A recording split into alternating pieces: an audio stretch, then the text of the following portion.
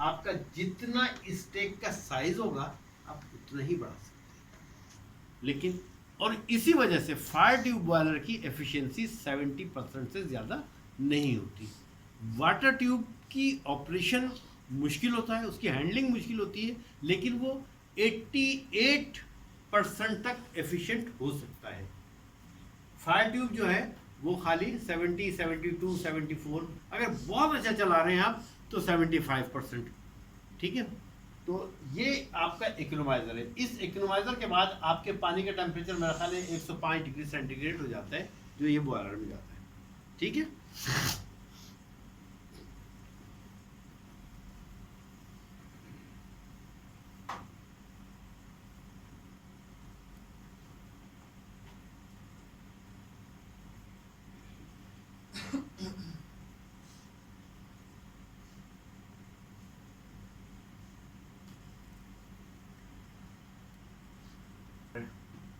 ठीक है, ये शेल है, इसके अंदर ये ट्यूबें पड़ी हैं। ठीक है ना, अब इन ट्यूबों के अंदर गैस है, वो फायर है, और ट्यूबों के बाहर पानी भरा हुआ यहाँ तक। ठीक है ना, यहाँ तक ये जो शेल है ना, ये दो काम कर रहा है। एक काम तो ये करता है कि इस शेल के अंदर पानी भी भरा भरा हुआ होता है, और दूसरे इसी शेल के अंदर स्टीम भी होती है। यहां पर एक गिलास लगा होता है जिसको आप गेज गिलास कहते हैं। सबसे ज्यादा जरूरी है कि इसकी ऑटोमेशन होनी चाहिए प्रॉपर। अगर इसका लेवल ज्यादा होगा तो आपके पास स्टीम स्टोरेज कैपेसिटी कम हो जाएगी। ठीक है, तो हमको स्टोरेज कैपेसिटी कम नहीं रखनी है, स्टोरेज कैपेसिटी बढ़ानी है। तो आप इसका जो मैक्सिमम लेवल है उसको इस तरह से मैनेज करना है थ्रू ऑटोमेशन कि हमारे पास स्टीम की कैपेसिटी ज़्यादा हो। अगर वाटर की कैपेसिटी ज़्यादा होगी तो जितना वाटर ज़्यादा होगा आपकी स्टीम का टेम्परेचर उतना कम हो जाएगा। ठीक है, तो हमको क्या करना है कि यहाँ से इसको आपको स्टीम को निकालने के लिए स्टीम की कैपेसिटी को बढ़ाना पड़ता है। ठीक है, इसकी भी कोई परसेंटेज है कि मतलब 40% आप खाली रखें ऊपर से या 30%? 40% तो डेफिनेटली खाली होना चाहिए। ये जो ट्यूब है ना आपकी, ये स्टीम वाली, इससे मेरा ख्याल है अगर आप बहुत एहतियात से इसको रखें तो इसके ऊपर 8 से 10 इंच पानी होना चाहिए, या ज़्यादा से ज़्यादा 11 इंच। इससे ज़्यादा होगा तो यह आपका जो ये वॉल्यूम है ना इसका स्टीम का, वो कम जनरेशन, स्टीम जनरेशन कम।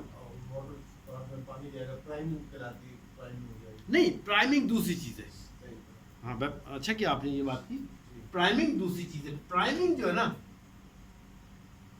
ये प्राइमिंग कहते हैं साल्ट कंसंट्रेशन का पानी में आ जाना। क्या चीज? साल्ट कंसंट्रेशन का पानी में ये बॉयलर ड्रम है ना, इसकी आपने कहा कंडक्टेंस 118 है।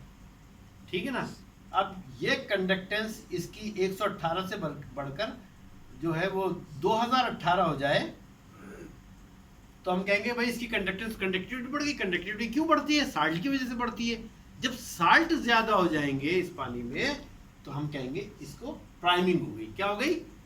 प्राइमिंग हो गई। ठीक है, जब ये प्राइमिंग हो जाएगी तो इसमें दो चीजें होती हैं पानी में। आपके पास SiO2 भी होती है, एक सलीका जिसको कहते हैं। ठीक है, प्राइमिंग हो गई। प्राइमिंग के बाद दूसरा फैक्टर होता है जिसको कहते हैं कि फॉलिंग। ठीक है, और उसको फार्म में फॉर्मिंग भी कहते हैं। ठीक है, प्राइमिंग पहला स्टेज है, दूसरा फॉर्मिंग। यानी फॉर्मिंग कब होगी? जब इसके अंदर कहीं से थोड़ा सा ऑयल आ जाए। जब इसके अंदर थोड़ा सा ऑयल आ जाएगा तो फॉर्मिंग होगी। जब फॉर्मिंग होगी तो तीसरा स्टेज होता है जिसको हम कहते हैं कैरी ओवर होना। स्टीम के साथ साल्ट कंसंट्रेशन ऊपर जाएगी, नमकियात उसके साथ ऊपर जाएं तो उसको हम कहते हैं कैरी ओवर होना। ठीक है, ये तीन स्टेजेस होते हैं इसके, प्राइमिंग, फॉर्मिंग और कैरी ओवर होना। इसमें एक चौथी चीज भी होती है। वो क्या होती है? वो ये सलीका, SiO2, इसको हम कहते हैं सलीका को वोलेटाइल सब्सटेंस। एक ऐसी चीज जो पानी में मौजूद हो और वो डायरेक्ट गैस में कन्वर्ट हो जाए, उसको क्या कहते हैं? वॉलीटाइल। ये सलीका के अंदर ये कैपेबिलिटी होती है कि ये वॉलीटाइल होती है। जब ये वॉलीटाइल होती है तो आपके अंदर इतना प्रेशर नहीं होता, लेकिन ये वॉलीटाइल सब्सटेंस कहलाती है। और ये जहाँ पे भी आप फिर स्टीम को लेके जाएंगे, जहाँ भी जाके वो अटैक करेगी, वहाँ ये जाके सलीका, जैसे टेम्परेचर कम होगा ये डिपॉजिट हो जाएगी। तो आपने कभी देखा होगा ना, स्टीम के साथ जब कभी कोई चीज़ जाती है और सफ़ेद सफ़ेद नज़र आती है ना, तो वो क्या चीज़ है? वो वॉलीटाइल होकर ये सलीका जारी होती है। तो इसलिए ज़रूरी ये है कि इस पानी के अंदर जो आपके बॉयलर का पानी मौजूद है, इसमें सलीका की मिक़दार बहुत कम होनी चाहिए। ठीक है। हाई प्रेशर बॉयलर के अंदर, जो मैक्सिमम रिकमेंडेड है वो 7 से 10 ppb है।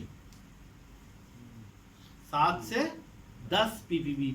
10 ppb से ज़्यादा अगर सलीका चली जाए बॉयलर में, तो फिर उसको फौरी तौर पर बड़े स्टेशन पर शट डाउन कर देते हैं, फौरन शट डाउन कर देते हैं। क्यों शट डाउन कर देते हैं?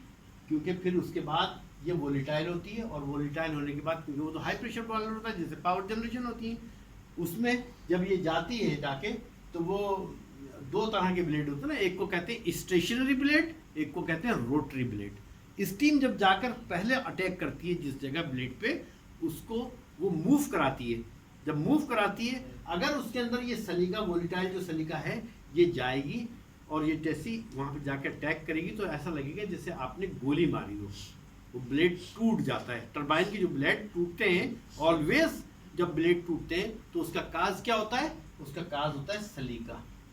और यही वजह है कि बड़े पावर स्टेशन में सलीका को रिमूव करने के लिए स्ट्रॉन्ग एनाइन रेजिन इस्तेमाल की जाते हैं, जिसको स्ट्रॉन्ग एनाइन रेजिन इस्तेमाल किए जाते हैं फॉर द रिमूवल ऑफ सलीका। और ये लाजमी होता है। आप लोगों के तो कोई ऐसा इशू नहीं होता, लेकिन बड़े जगहों पर पावर स्टेशन में इसको रिमूव किया जाता है सलीका। अब यहाँ तक आपका आ गया कि जी आपकी बात हो गई प्राइमिंग, फॉर्मिंग एंड तीसरी कैरी ओवर होना, और चौथी है सलीका। ठीक है, ये तो बात वो हो गई कि जो आपके सिस्टम में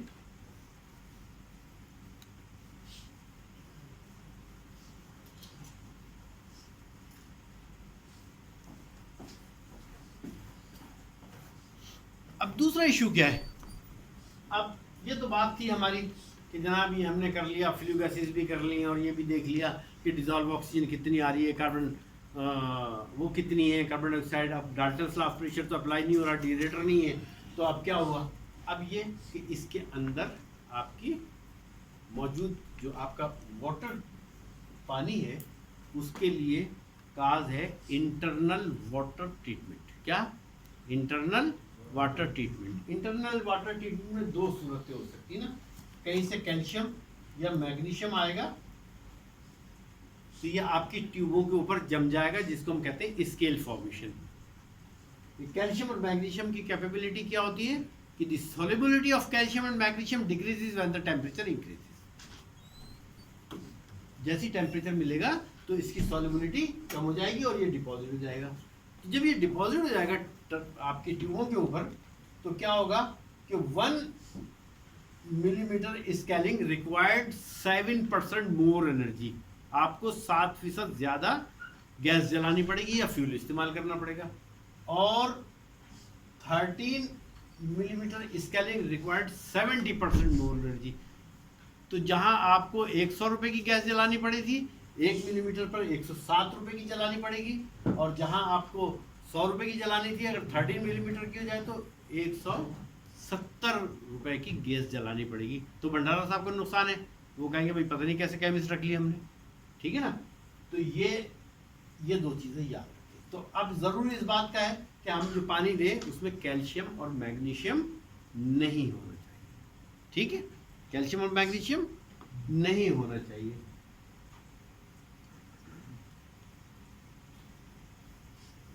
उसके बाद जो बहुत ही ज़्यादा इम्पोर्टेंट बात है वो ये है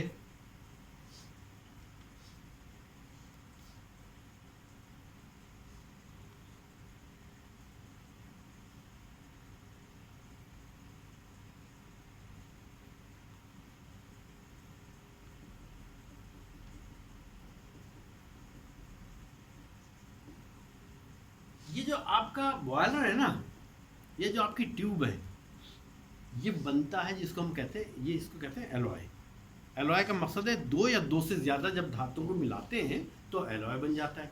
ना ये खाली आयरन होता है, ना खाली कॉपर होता है, ना खाली एल्यूमिनियम होता है, ना खाली क्रोमियम होता है। ठीक है, इसे मुख्तलिफ मेटल्स मिलाते हैं एलॉय बन जाता है। ये डिपेंड करता है कि आपको कितने प्रेशर का बॉयलर बनाना है। जितना प्रेशर ज़्यादा आपको चाहिए होता है, क्रोमियम की मिकदार उसके अंदर मेटल में ज़्यादा बढ़ती जाती है। ठीक है, तो जब आप यहाँ पर ये एक मैंने आपकी एक ये ट्यूब है फर्ज कर लीजिए, ठीक है ना। अब हम बात कर रहे हैं एरूजन की, क्रूजन की। ठीक है, क्रूजन क्या क्या है? Destruction of a metal by chemical और electrochemical process. Destruction of a metal by chemical और इलेक्ट्रोकेमिकल। मेरे पास एक लोहे की राड है, मैंने उसको डायरेक्ट तेजाब की उसमें डाल दिया, क्या होगा? डिजॉल्व होना शुरू हो जाएगा। अगर वो HCl है किसी बर्तन में मेरे पास किसी जगह, और मैंने उसमें एक रॉड डाल दी लोहे की, तो क्या होगा? आयरन क्लोराइड बनता जाएगा और मेरी धातु नुकसान हो जाएगी। इसे कहते हैं डिस्ट्रक्शन थ्रू केमिकल प्रोसेस। दूसरा क्या होता है? दूसरा होता है इलेक्ट्रोकेमिकल प्रोसेस। इलेक्ट्रोकेमिकल प्रोसेस क्या होता है? ये होता है थ्रू गैल्वानिक एक्शन। क्या होता है? Through galvanic action. Galvanic action क्या होता है कि आपके पास जो ट्यूब है उसमें इधर कॉपर है और इधर आयरन है, ठीक है, क्योंकि और ये एल्यूमिनियम है, क्रोमियम है, मुख्तलिफ केमिकल्स मेटल्स होती है ना, तो मुख्तलिफ मेटल्स यहाँ पर होती है। हर मेटल की अपनी एक इलेक्ट्रोनेगेटिविटी होती है। ठीक है, हर मेटल की क्या होती है? एक अपनी इलेक्ट्रोनेगेटिविटी होती है। जिस तरह अगर मेरे पास दो टंकी हैं, दो वैसल रखे हुए हैं, और दो वैसल में एक में पानी ज़्यादा है, दूसरे में कम है, और मैं बीच का वाल खोल दूँ तो दोनों का बराबर हो जाएगा। ठीक है ना। तो ये क्या होता है कि जिसकी इलेक्ट्रोनेगेटिविटी ज़्यादा होती है उससे towards lower active electronegativity electrons flow होते हैं। ठीक है, जब ये फ्लो होते हैं तो ये जो पानी आपने भरा है यहाँ पे इसके अंदर, इसके अंदर आपने बताया कि आपके पास 118 माइक्रो सीमेंस कंडक्टिविटी है। इसका मतलब है कि अगर यहाँ पर ये इलेक्ट्रॉन्स फुल होंगे तो ये यहाँ से मूव करके इधर से इधर जाएंगे, और ये वोल्ट मीटर अगर आप लगा दें ऊपर तो आपको नजर आएगा। इसको कहते हैं गैल्वानिक एक्शन। ठीक है ना, इसको कहते हैं गैल्वानिक एक्शन। अब ये आपने यहाँ पे पानी भरा हुआ है, इसके अंदर कंडक्टेंस, तो हमें सबसे पहले क्या करना है? इंटरनल वाटर ट्रीटमेंट में हमें क्या करना है? सबसे पहला काम तो ये है कि हम इसके अंदर जो ये पानी डालें वो जीरो कंडक्टेंस का हो, जिसके अंदर कंडक्टिविटी हो ही नहीं। अगर कंडक्टिविटी नहीं होगी तो ये इलेक्ट्रॉन्स फ्लो नहीं होंगे। ठीक है, और इलेक्ट्रॉन्स फ्लो नहीं होंगे तो ये डिस्ट्रक्शन, ये गैल्वानिक एक्शन काम ही नहीं करेगा। लेकिन चूंकि आपके पास 118 कंडक्टेंस का पानी है तो ये इलेक्ट्रॉन्स फ्लो होंगे। अब इसमें से एक OH आयन हो जाएगा, एक कैथोड बन जाएगा और एक एनोड बन जाएगा। ठीक है, एक तरफ हाइड्रोजन गैस लिबरेट होगी और एक तरफ OH आयन्स होंगे। पानी जब इलेक्ट्रिसिटी पास होगी पानी में से तो क्या होगा? दो हिस्सों में टूट जाएगा ना, डिसोसिएट हो जाएगा, काय में? हाइड्रोक्साइल आयन में और हाइड्रोजन गैस में। तो ये हाइड्रोजन गैस यहाँ लिबरेट हो जाएगी। Hydrogen gas is a bad conductor. Hydrogen gas जो है बैड कंडक्टर होती है, उसमें से इलेक्ट्रिसिटी पास नहीं हो सकती। जब नहीं होगी पास तो क्या होगा? ये प्रोसेस आपका रुक जाएगा। लेकिन चूंकि आप लोगों ने ये गलती की कि आपके पास डिएरेटर नहीं है, और डिएरेटर ना होने की वजह से क्या हुआ कि आपकी इस पानी में ऑक्सीजन मौजूद है, डिसॉल्व ऑक्सीजन। ठीक है ना, तो आप क्या करेंगे? इस ऑक्सीजन के साथ ये हाइड्रोजन रिएक्ट करेगा और पानी बन जाएगा। और जब पानी बनेगा तो वो प्रोसेस फिर शुरू हो जाएगा। जब प्रोसेस शुरू होगा तो ये आयरन जो है इसमें से निकलेगा और ये फेरस हाइड्रोक्साइड बन जाएगा। क्या बन जाएगा? Ferrous hydroxide. फर्दर ऑक्सीजन के साथ रिएक्ट करके फेरिक हाइड्रोक्साइड बन जाएगा, जिसको आप कहते हैं जंग। अब आपकी मेटलर्जी, आपके बॉयलर की ट्यूब में से आयरन निकलना शुरू हो गया, यानी डिस्ट्रक्शन ऑफ ए मेटल शुरू हो गई। आपकी ट्यूबों के अंदर से जब आयरन निकल जाएगा तो जाहिर है वो आपकी मेटलर्जी लॉस होना शुरू हो गई ना।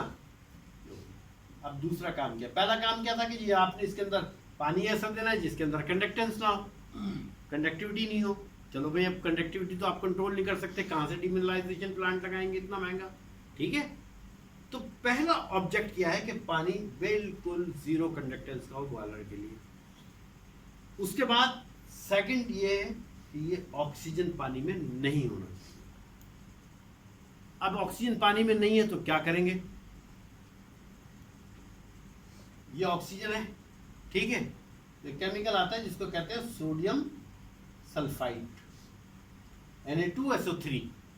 बॉयलर के अंदर इसको थोड़ा सा डोज कर दिया तो ऑक्सीजन इसके साथ रिएक्ट करेगी, ऑक्सीजन के साथ और क्या बन जाएगा, सोडियम सल्फेट। ये आपके नीचे बैठ जाएगा, जिसको आप ब्लोडाउन से बाहर निकाल देते हैं, तो ये ऑक्सीजन खत्म हो गई, ठीक है। जब ये खत्म हो गई ऑक्सीजन, तो पहला तरीका तो ये है कि जी आपने सोडियम सल्फाइड इस्तेमाल कर लिया, और अगर इससे ज़्यादा अच्छा काम करना चाहते हैं तो दूसरा केमिकल होता है जिसको कहते हैं N2H4, जिसको कहते हैं हाइड्रोजीन। क्या कहते हैं, हाइड्रोजीन। हाइड्रोजीन का काम भी यही है कि यहाँ पर से ऑक्सीजन को ख़त्म कर दे। अब दोनों में फ़र्क क्या है, दोनों में फ़र्क ये है कि जब आप सोडियम सल्फाइड इस्तेमाल करते हैं तो आपको नीचे बॉटम में क्या चीज़ मिल जाती है, सोडियम सल्फेट सलज, ठीक है। जबकि आप हाइड्रोजन इस्तेमाल करते हैं तो ये ऑक्सीजन के साथ मिलकर नाइट्रोजन गैस बना लेती है और ऑक्सीजन बना लेती है पानी, ठीक है। क्या बनाएगी, नाइट्रोजन गैस और H2O। नाइट्रोजन गैस इनर्ट है, पानी आपके लिए इस्तेमाल के काबिल है, तो क्या हुआ, आपकी सलज नहीं बैठी नीचे, तो ज्यादा एफिशिएंट क्या होता है, ये हाइड्रोजन। आगे बात समझ में यहाँ तक। तो पहला पानी हमारे बिल्कुल लेस कंडक्टेंस का होना चाहिए, दूसरा आपके पास पानी के अंदर ऑक्सीजन नहीं होना चाहिए।